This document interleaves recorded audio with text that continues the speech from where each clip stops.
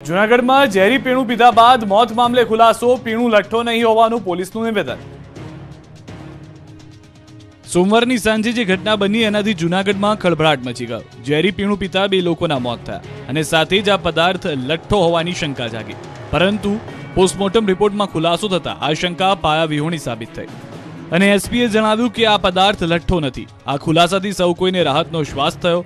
જોકે ઝેરી પીણાથી બે લોકોએ જીવ ગુમાવ્યા। કેફી પીણામાં સાયનાઇડની ગોળી હોવાથી બંનેના મોત થયાનું સામે આવ્યું।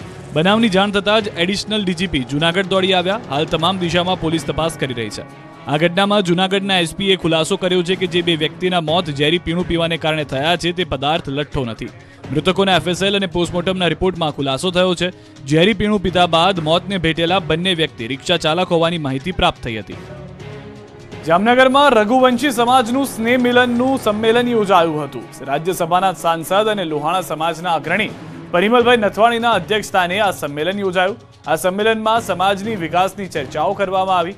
આ સંમેલનમાં ધનરાજ નથવાણી, લોહાણા સમાજના પ્રમુખ જીતુલાલ, નટુભાઈ બદિયાણી, બાર કાઉન્સિલના સભ્ય મનોજભાઈ અનડકત સહિતના લોહાણા જ્ઞાતિના શ્રેષ્ઠીઓ ઉપસ્થિત રહ્યા હતા।